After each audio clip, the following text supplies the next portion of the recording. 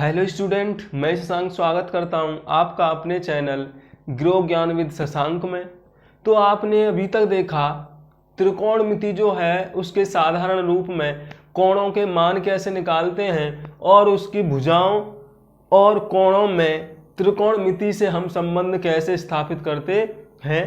तो आज एक नया टॉपिक बहुत महत्वपूर्ण होने वाला है यूपी बोर्ड के लिए, क्योंकि इसमें से सवाल 100% एग्जाम में आना है और हर एक कंपटीशन में भी इससे रिलेटेड कोई ना कोई सवाल आपको मिल जाता है।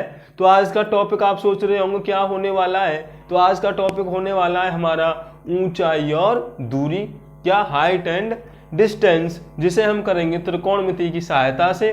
तो जो आज हमसे नए जुड़े स्टूडेंट हैं वो चैनल को कर दीजिए सब्सक्राइब और बेल आइकन को कर दीजिए पुश, जिससे कि आने वाली हर एक वीडियो का नोटिफिकेशन सबसे पहले आपको प्राप्त हो सके। तो आइए शुरुआत करते हैं ऊंचाई और दूरी की क्लास 10th स्पेशली बोर्ड के लिए। तो जैसा कि इसमें आपको दिख रहा है ऊंचाई और दूरी। अब ऊंचाई और दूरी का मतलब क्या है और हम इसको यूज कैसे करते हैं, सबसे पहले वो समझ लीजिए। मान लीजिए कोई एक इंसान यहां खड़ा हुआ है, कोई आदमी है वो यहां खड़े होकर किसी जानवर की ओर देख रहा है जो बहुत उससे ऊंचाई पर उड़ रहा है।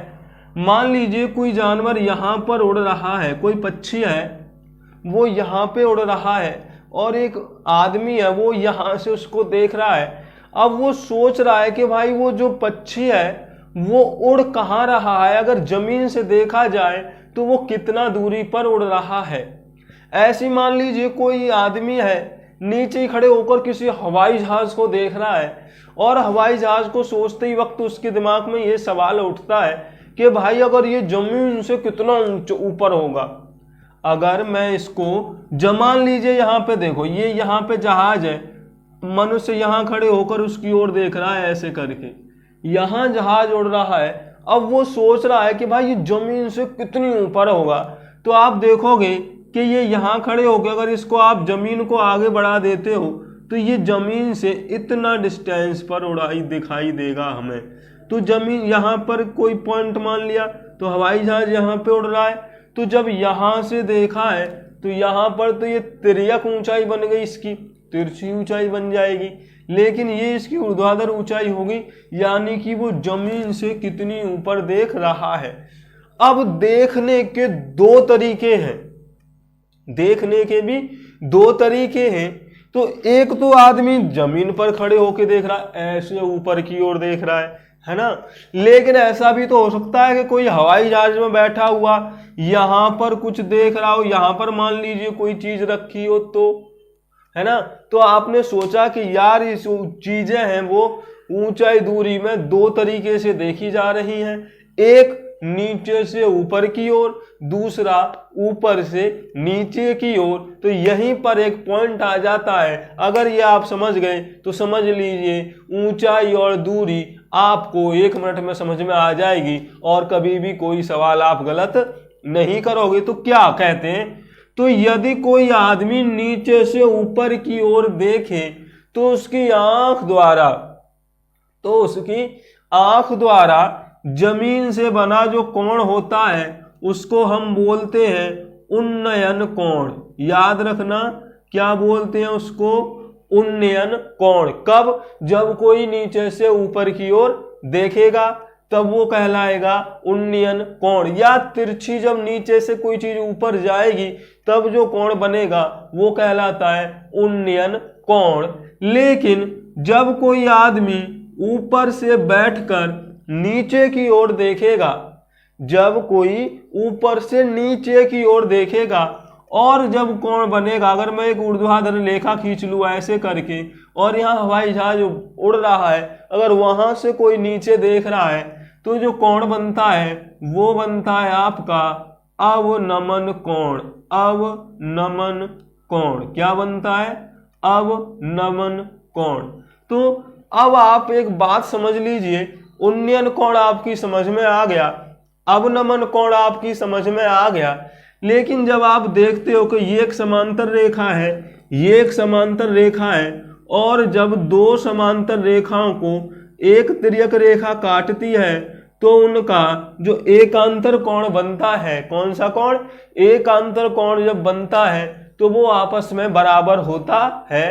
तो इसका मतलब ये हुआ कि अवनमन कोण यहाँ जितना बनेगा वो यहाँ के एंगल के बराबर होगा।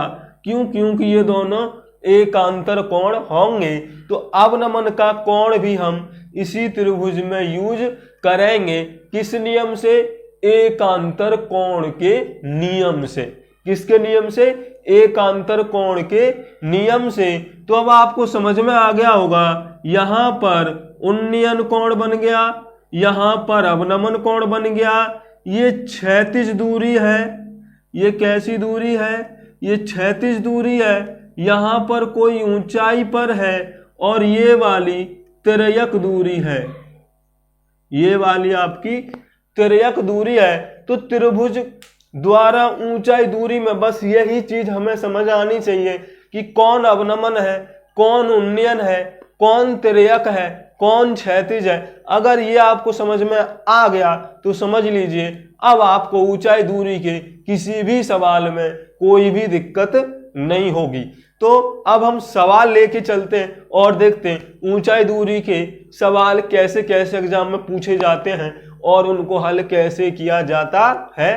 तो ये क्लियर हो गया होगा। कोई दिक्कत है? अगर दिक्कत है तो कमेंट कीजिएगा। वीडियो पसंद आ रही हो तो शेयर कर दीजिए, जिससे कि हर एक किसी को इसका लाभ प्राप्त हो सके। तो पहला सवाल कहता है कि एक स्तंभ द्वारा परछाई में बना उन्नयन कोण 45 अंश है। यदि किसी स्तंभ की परछाई द्वारा बना उन्नयन कोण 45 अंश है और यदि परछाई की लंबाई 3 मीटर हो तो उस स्तंभ की ऊंचाई ज्ञात कीजिए। अब पहले तो आप ये बात याद रखना कि कोई सी चीज बनी कैसे होती है। अगर ये आपकी समझ में नहीं आएगी तो सवाल गलत हो जाएगा। स्तंभ हमेशा खड़ा हुआ होगा, ऊर्ध्वाधर, ऐसा नहीं है आप उसको जमीन पर लेटा दोगे, है ना। तो चलिए आइए समझते हैं दोबारा सवाल क्या कह रहा है कि यदि कोई स्तंभ की परछाई का उन्नयन कोण 45 अंश हो, 45 अंश हो और यदि परछाई की लंबाई 4 मीटर है तो स्तंभ की लंबाई या ऊंचाई ज्ञात कीजिए। अब मान लीजिए ये वाला आपका स्तंभ है, ये वाला क्या है? स्तंभ है। अब ये क्या कह रहा है कि स्तंभ की परछाई। अब भाई परछाई ऐसे तो आप बनाओगे कैसे? आपने कभी देखा है परछाई को बनते हुए? जब अगर हम कैसे भी खड़े हो तो जमीन पर लेटी हुई परछाई बनेगी हमेशा। कैसे परछाई बनेगी? जमीन पर लेटी हुई। ऐसा नहीं हो टेढ़ी मेढ़ी बन जाए। अगर आप टेढ़े होंगे तो वो जमीन पर तिरछी हो जाएगी, लेकिन जो परछाई बनेगी वो हमेशा जमीन पर ही बनेगी। तो जब ये वाला स्तंभ है आपका, ये वाला क्या है? स्तंभ है, तो इसकी परछाई इसके नीचे बनेगी। अगर सूरज इधर होगा, मान लो अगर सूरज इधर है भाई, ये वाला सूरज है, तो इसकी लाइट ऐसे आएगी तो इसकी परछाई ऐसे बन जाएगी। अगर सूरज इधर होगा, मान लो इधर है, तो इधर से लाइट जाएगी तो परछाई इधर बन जाएगी। अब मर्जी है आप किधर वाला सूरज लेना चाहते हो, मैंने इधर ले लिया। क्लियर है? तो जब इसकी परछाई ऐसे बनी तो ये वाला इसका नीचे वाला हिस्सा है जो जमीन पर होगा, तो जमीन के ऊपर इसकी ये परछाई बनेगी।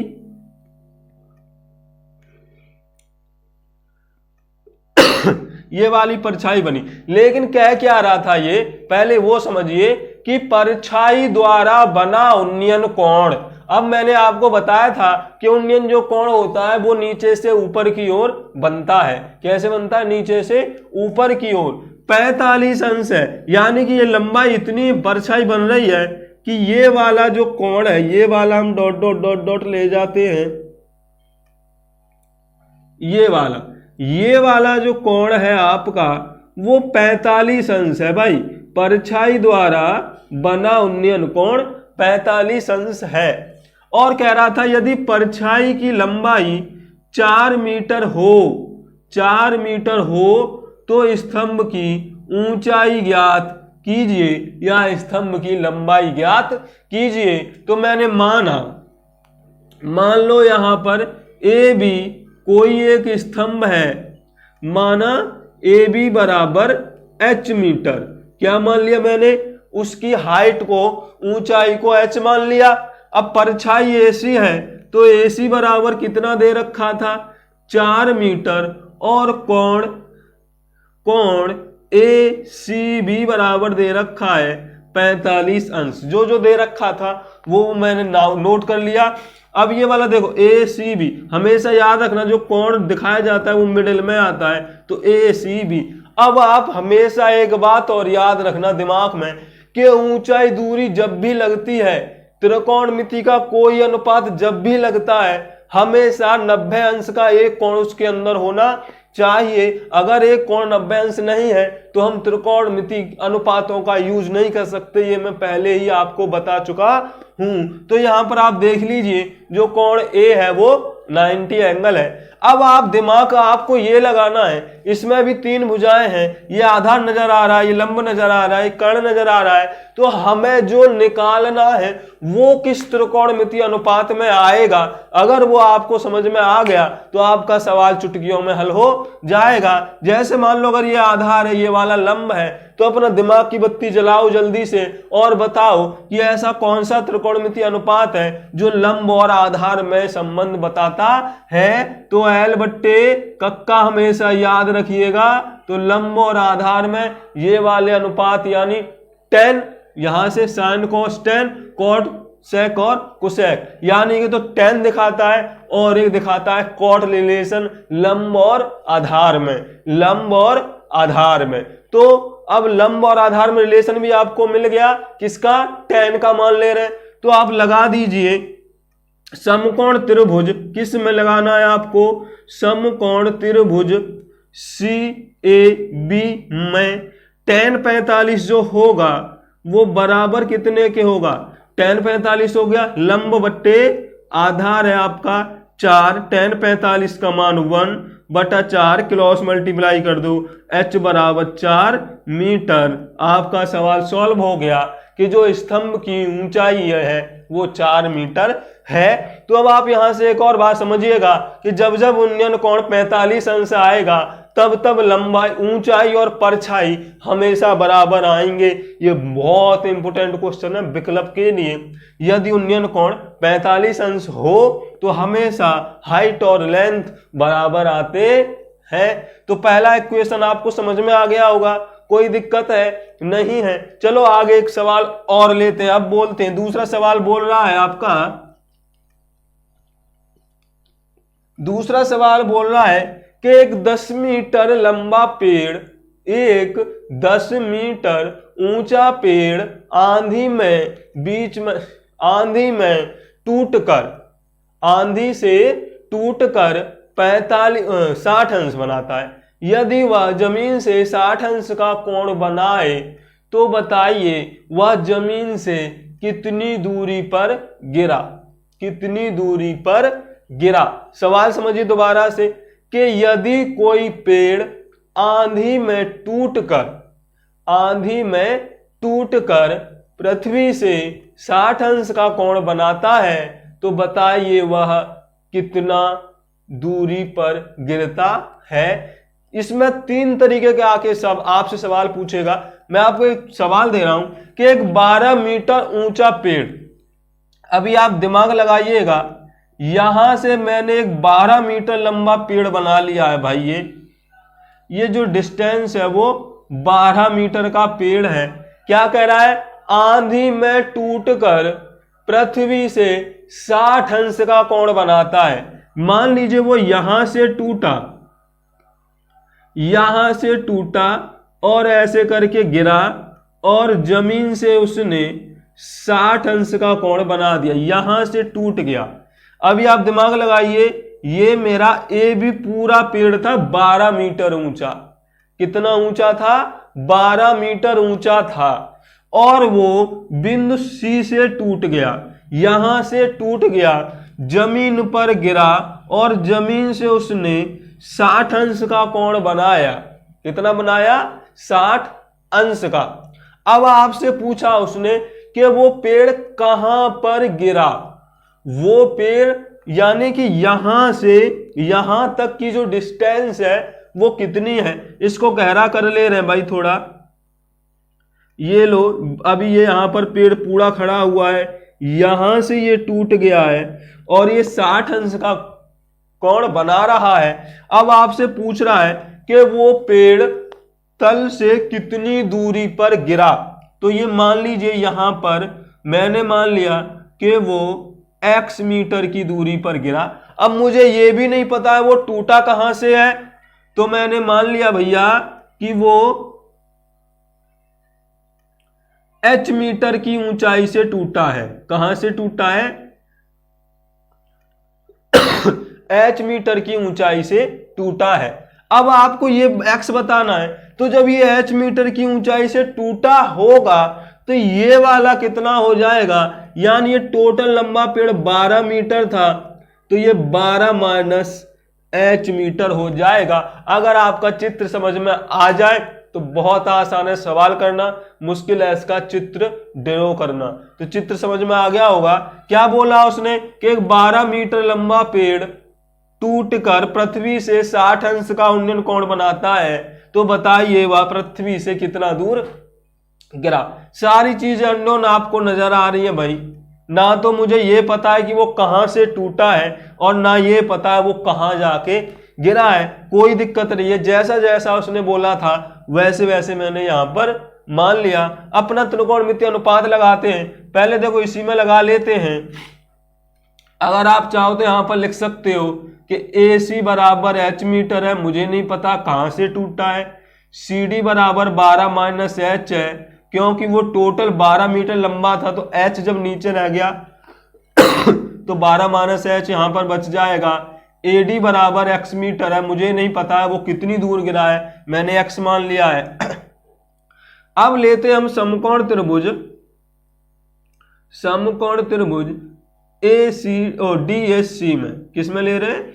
DAC में tan 60 जब आप लोगे तो लंब x h हो जाएगा, आधार x हो जाएगा। tan 60 का मान √3 बराबर h बट्टे x हो जाएगा। क्रॉस मल्टीप्लाई करोगे तो x √3 हो जाएगा। ये मैंने समीकरण 1 मान लिया। ना तो मेरे पास h है ना मेरे पास x है, तो मैंने इसको समीकरण 1 दे दिया। दोबारा देख लो इसी में, पुनः समकोण त्रिभुज DAC में जब दोबारा लोगे, अब ये कर्ण और लंब में रिलेशन है भाई। किस में रिलेशन है? ये लंब में और कर्ण में। तो sin 60 ले लेते हैं, तो sin 60 बराबर होता है लंब बट्टे कर्ण, लंब बट्टे कर्ण। तो sin 60 का वैल्यू कितना होता है भाई? √3/2 बराबर h बट्टे 12 माइनस h। क्रॉस मल्टीप्लाई कर लो आप इसका, तो ये हो जाएगा √3 12√3 माइनस h√3 बराबर 2h। h को उधर ले जाओगे तो प्लस का हो जाएगा, प्लस h√3 बराबर 12√3।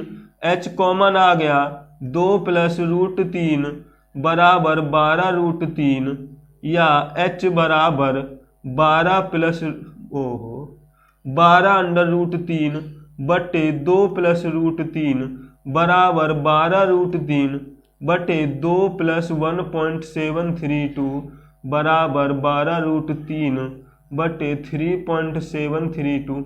अब आप बोलोगे 732 क्या है, तो याद रखिए, नोट कर लीजिएगा कि √3 की वैल्यू 1.732 और √2 की वैल्यू 1.414 होती है। तो h बराबर कितना आ गया आपका? 12√3 बट्टे 3.732 मीटर।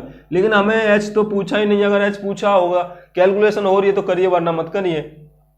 समीकरण 1 में लगा दो ये वैल्यू, समीकरण 1 में रखने पर तो h का वैल्यू कितना आया है? 12√3 बटा 3.732 बराबर x√3। तो √3 से √3 कैंसल, तो x बराबर यानी कि जो पेड़ है वो अपने आधार से 12/3.732 मीटर दूर गिरा। और कितने ऊपर से टूटा? तो 12√3/3.732 मीटर ऊपर से टूटा। तो यहां तक आपको कोई दिक्कत नहीं होगी, यानी कि आपको जो भी वैल्यू दे रखी है वो चित्र ड्रॉ कीजिए और अपना सवाल करने की कोशिश कीजिए। तो बने रहिए मेरे साथ। मेरे चैनल गिरो ज्ञान विद शशांक पर ऊंचाई दूरी का भी एक ही भाग कंप्लीट हुआ है, दूसरा भाग और करेंगे अभी हम, तो दूसरी वीडियो में बने रहिएगा मेरे साथ। और चैनल को कर दीजिए सब्सक्राइब जिन्होंने अभी तक चैनल को सब्सक्राइब नहीं किया है।